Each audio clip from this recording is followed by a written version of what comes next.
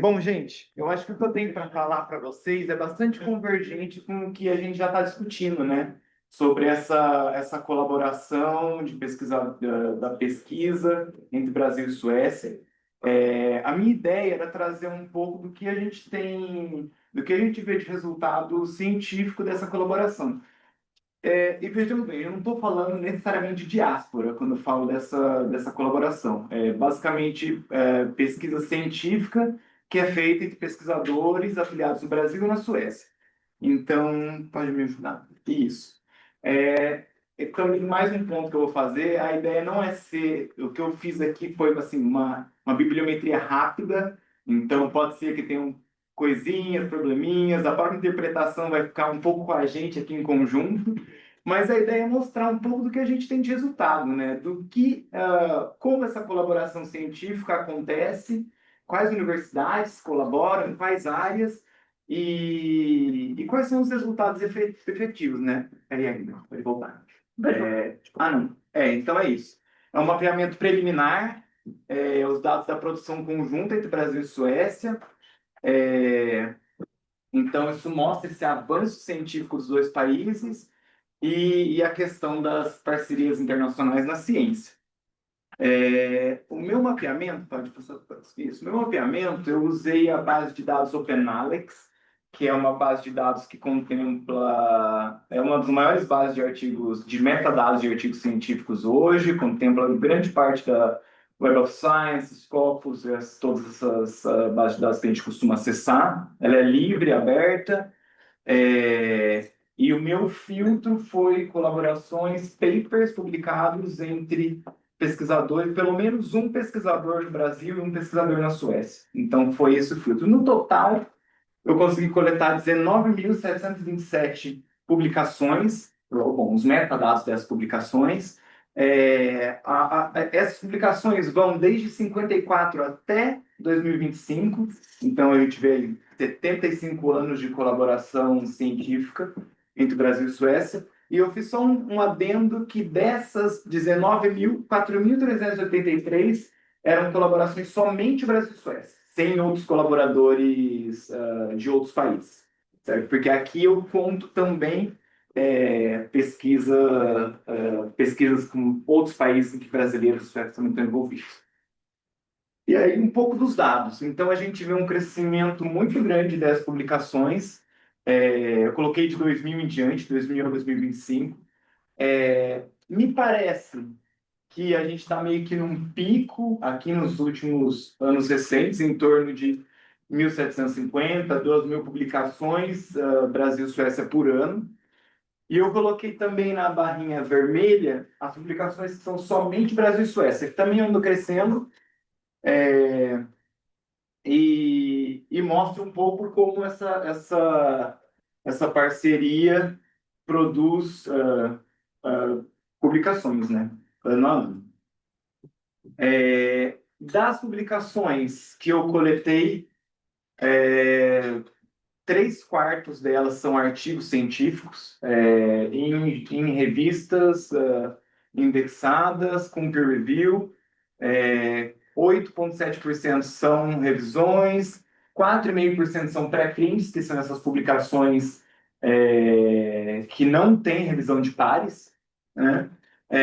Tem uma porcentagem de livros e capítulos de livros, em torno de mais ou menos 2,5% os dois juntos, e outras publicações 6/6. Aí envolve editorial, carta acadêmica, bom, todos os tipos de publicações científicas que a gente pode ter. Em relação à linguagem, a língua, 93% das publicações são em inglês, o que faz muito sentido em pesquisas em colaboração, né, internacional, mas a gente tem um destaque, 4,2% das publicações são em português, então ainda com pesquisadores afiliados na Suécia publicando em português, o que é interessante, até dá uma curiosidade de entender se é parte da diáspora científica, sabe, o pesquisador brasileiro aqui na Suécia publicando com pesquisadores do Brasil em português. Sueco, quase nada, 0,1% é publicado em sueco. O que também eu acho que faz sentido, o pessoal que trabalha com pesquisa aqui na Suécia dificilmente publica-se em sueco, e 2,6% em outras línguas. Aí é um ponto interessante que eu quis trazer, que são quais são as universidades brasileiras, aí é o total, né? As universidades que colaboram nesse pool de 19 mil artigos que a gente analisou, né? Então, a gente tem a USP, no Brasil, a primeira com mais de 6 mil publicações, dentre dessas 19 mil, e seguida pela Universidade de Lund. Então, são as duas grandes universidades que podemos dizer que colaboram nesse contexto.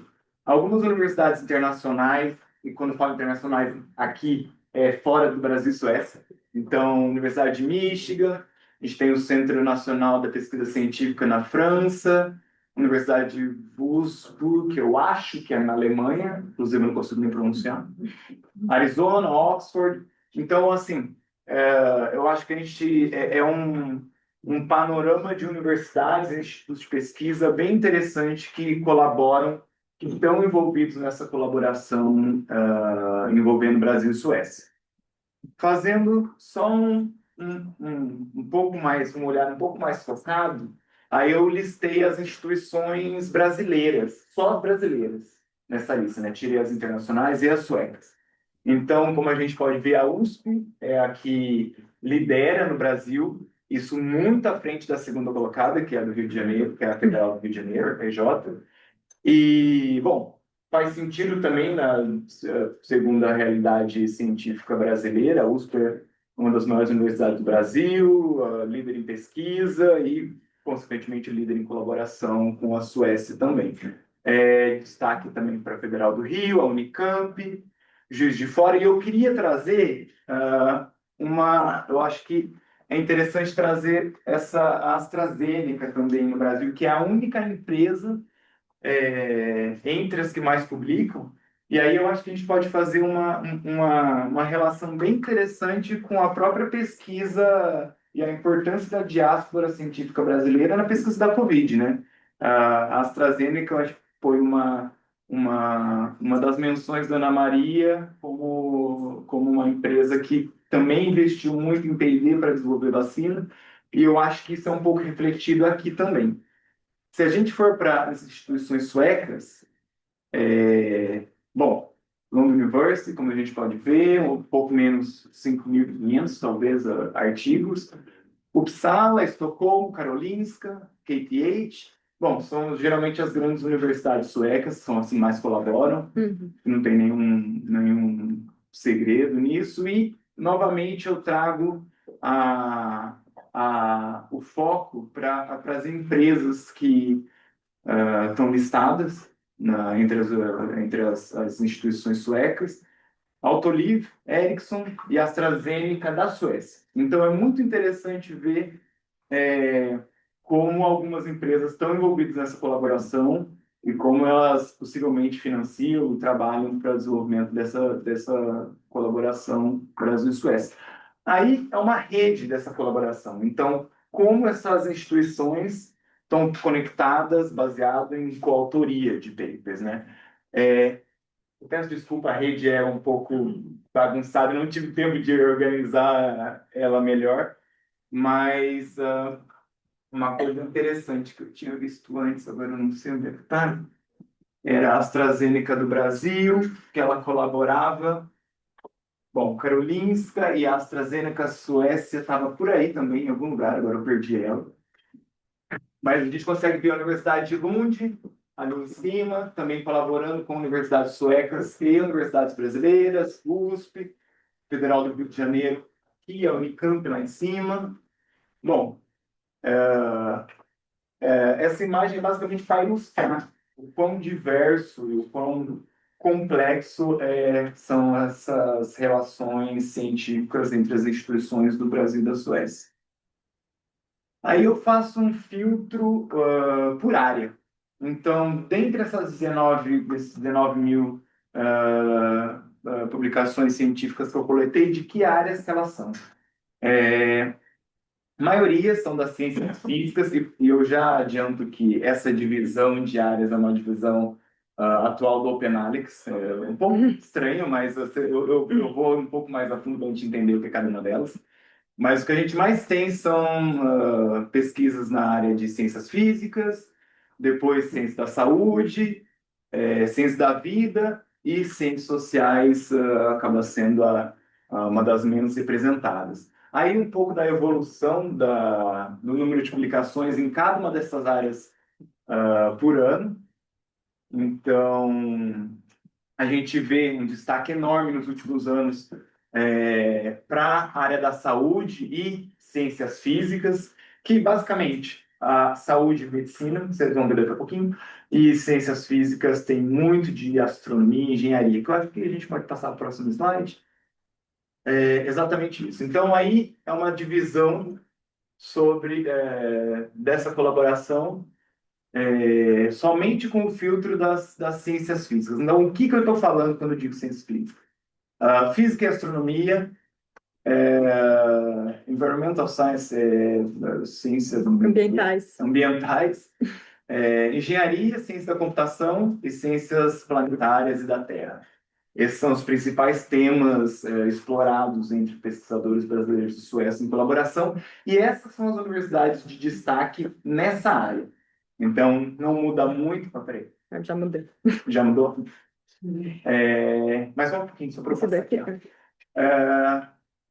Aqui, bom, a gente tem ainda Lund, Uppsala, USP e Universidade de Estocolmo como as principais.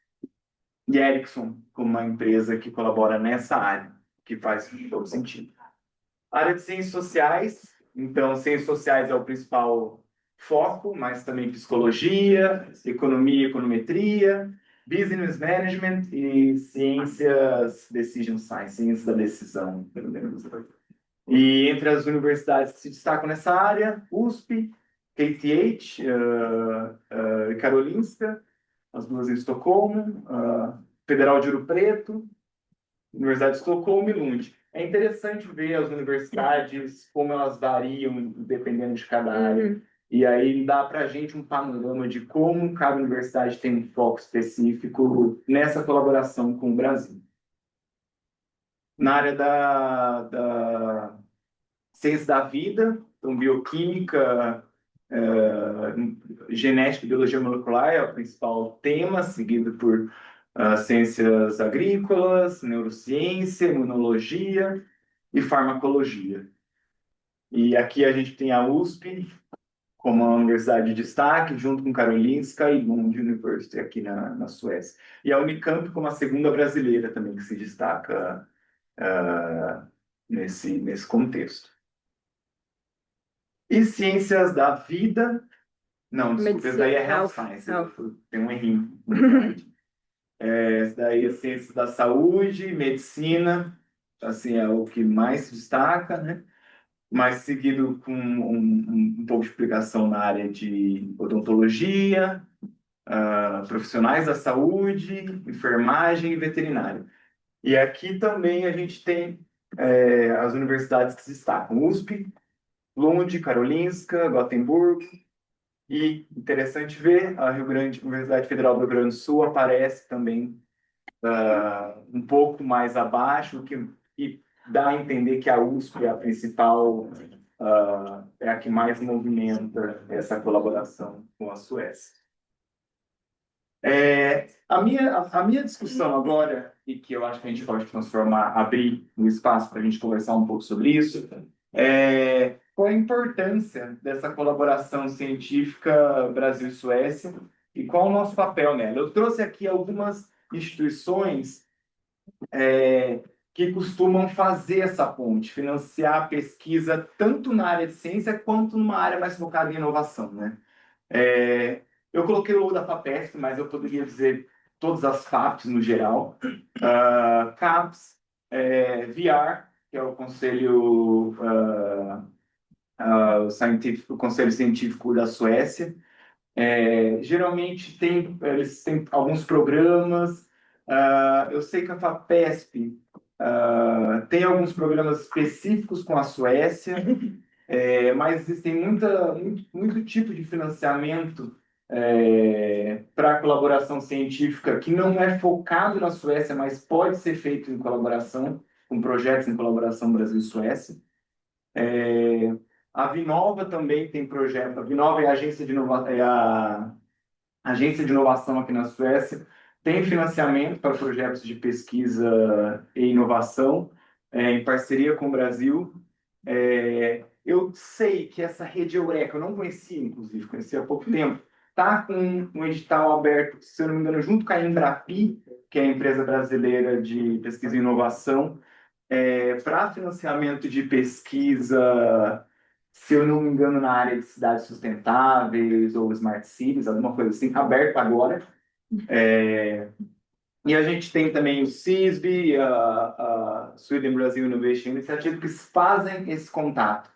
O Leonardo não teve tempo de falar sobre isso, mas também há pouco, acho que na semana passada, 2 semanas atrás, a embaixada organizou a Semana de Inovação Brasil-Suécia, em Estocolmo, que também é um momento e um espaço de colaboração e de conexão entre Brasil e Suécia. E, novamente, aqui eu estou falando de conexão Brasil-Suécia, não necessariamente da diáspora, mas a diáspora é muito importante nesse contexto como um todo, né? Porque a gente, como a Ana Maria disse, é que faz, muitas vezes a gente faz esse link, né? A gente está morando aqui, a gente conhece, sabe como é a realidade de fazer pesquisa e desenvolver projetos de inovação no Brasil, então esse papel de ser esse meio de campo, no geral, no meu ponto de vista, os participantes da diáspora científica têm muito potencial de fomentar esses tipos de colaboração,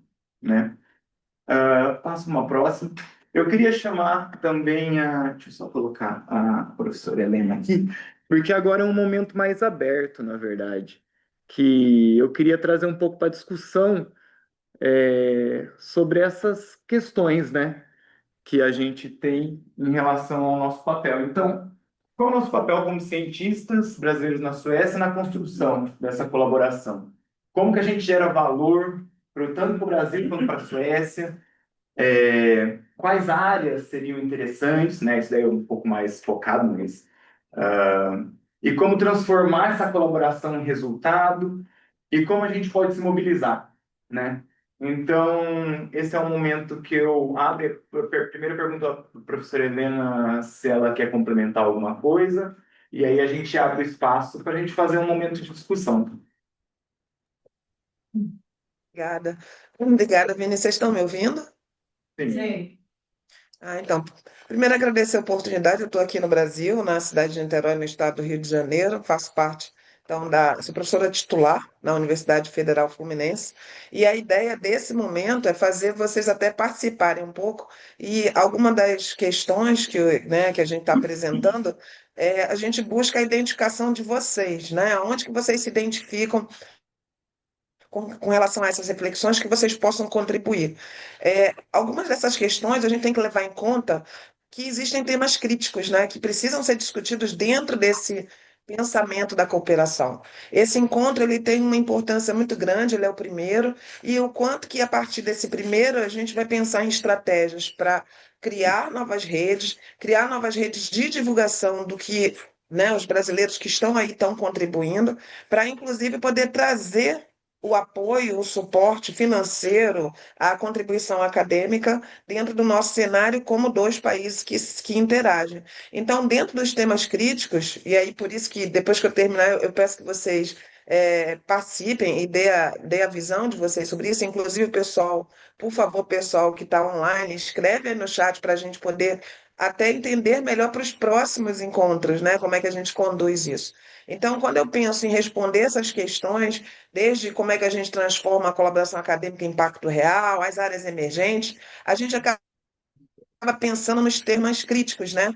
E aí, na minha visão, tá, gente? Temas críticos tá desde o financiamento e esse recurso, porque a gente tem que pensar que a mobilidade internacional também é um ponto interessante na integração dos países.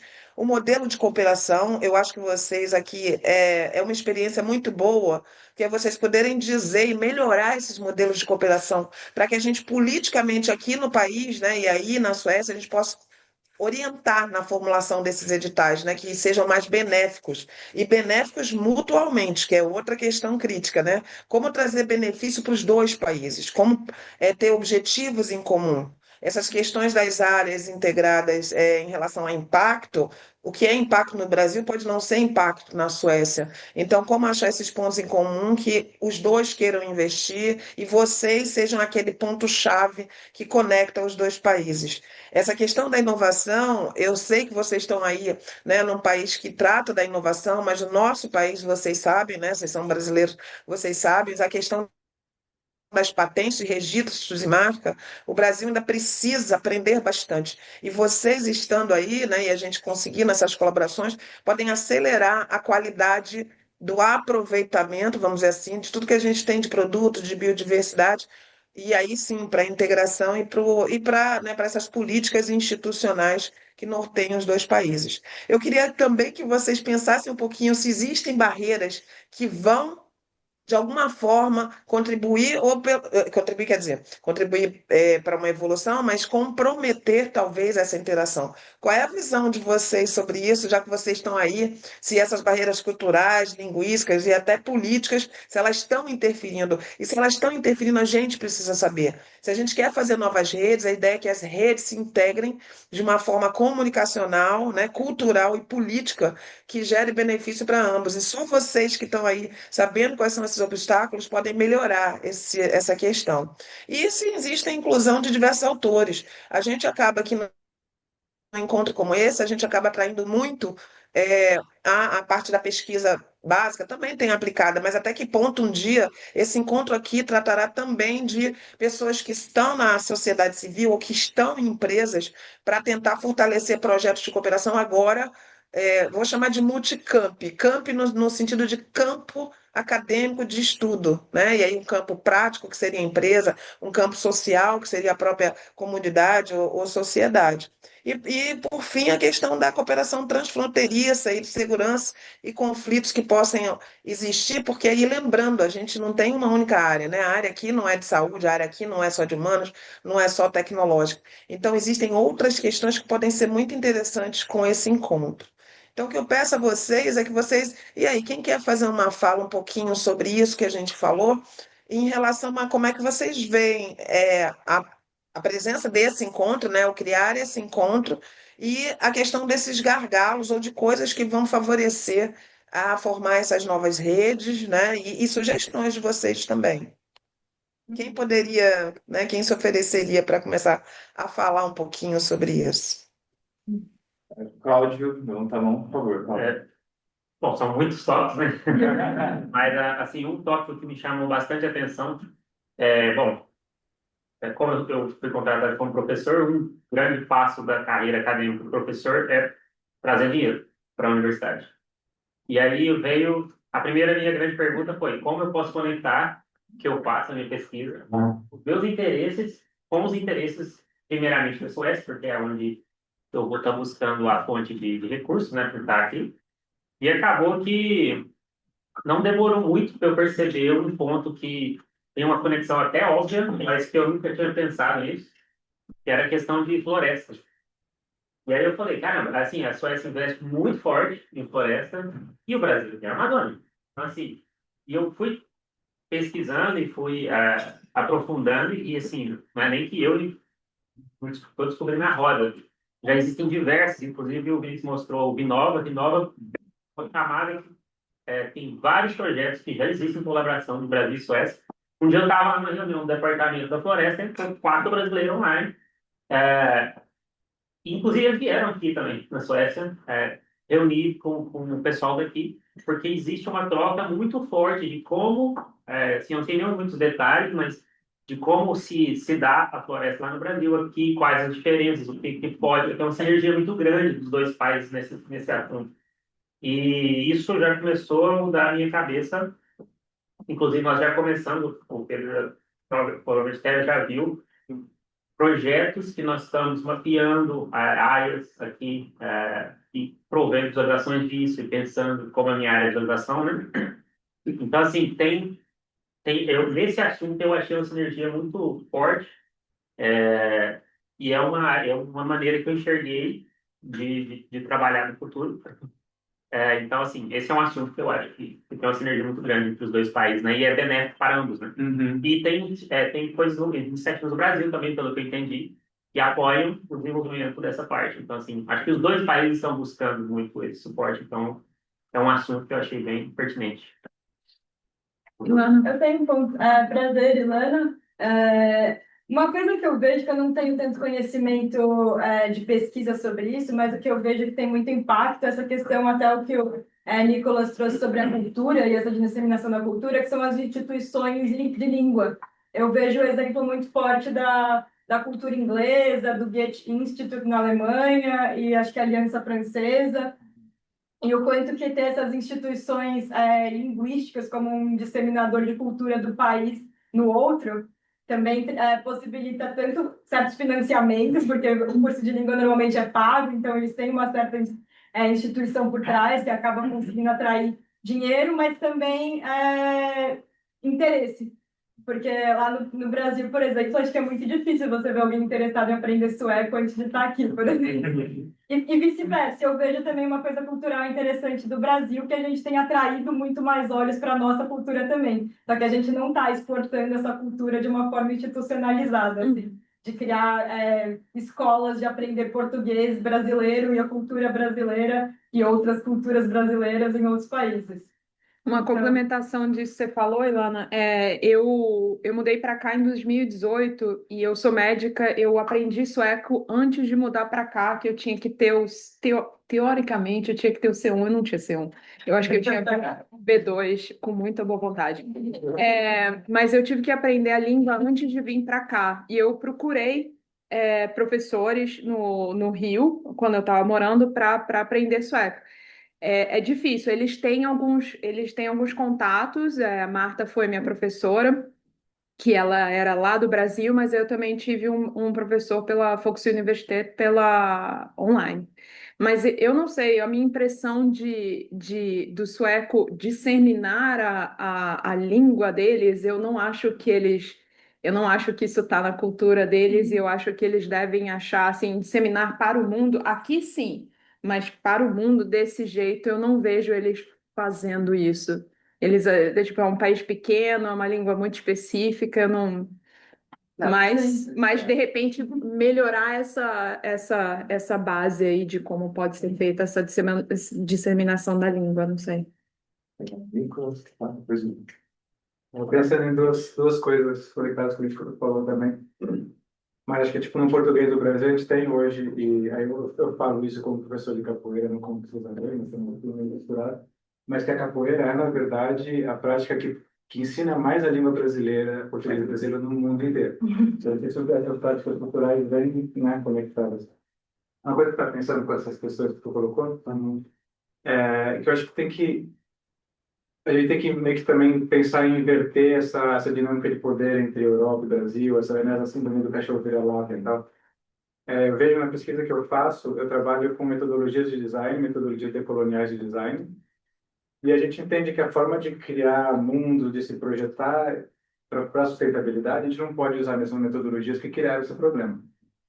E em muitas universidades da Suécia, a galera tá tipo, mas e como que a gente faz? A gente presa as tradições aí da Bauhaus, da URB, né, dessas tradições suecas. E eu estou numa colaboração com a Universidade Mackenzie de São Paulo, e eles têm para eles já há anos o desafio de criar uma educação de design que não utilize nenhuma metodologia europeia de design. Né? Então, a gente está tentando desenvolver uma metodologia de design baseada no capoeira e tal. Então, acho que tem muito também da Suécia, dos ambientes que a gente está, de aprender com o Brasil. Até na questão da floresta, como tu falou, tipo, a Suécia é um país que não tem floresta virgem, mas é tudo plantado. A questão de tamanho também do Brasil e da Suécia é muito... Mas acho que tem muita coisa que a gente pode trazer, assim, para que a gente pode, tipo, ensinar aqui nesses ambientes que a gente está. Tem dúvida. Will? Sim.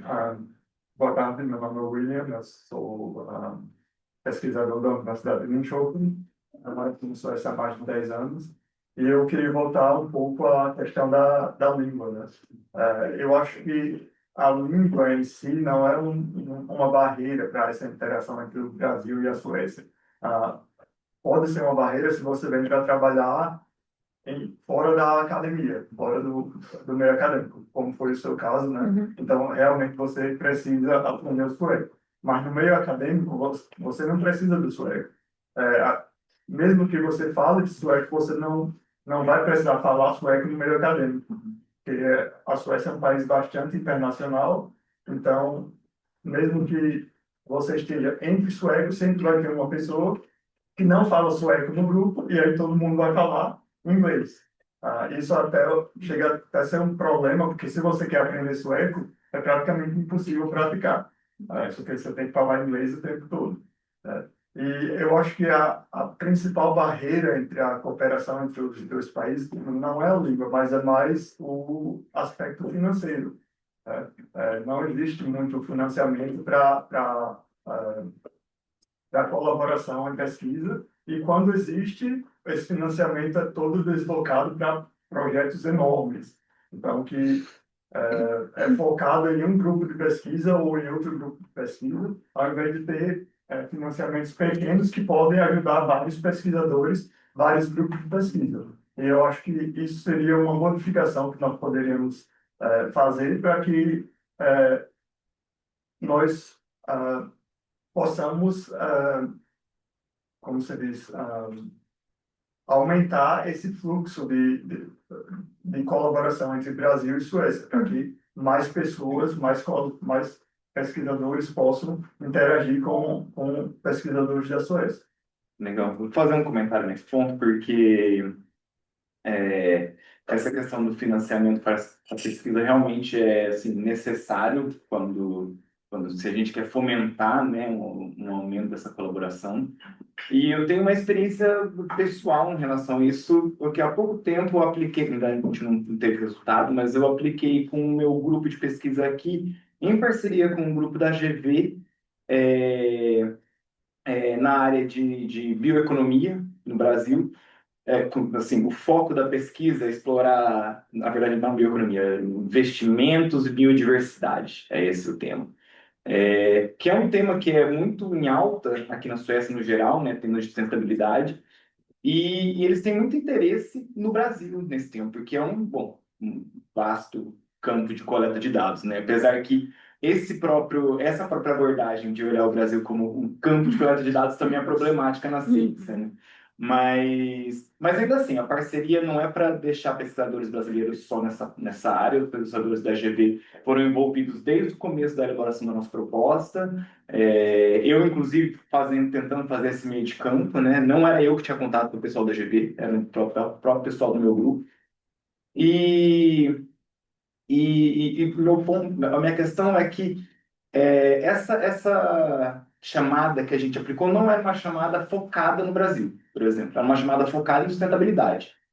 E o Brasil agregava muito na chamada, certo? Bom, estamos esperando o resultado, mas é um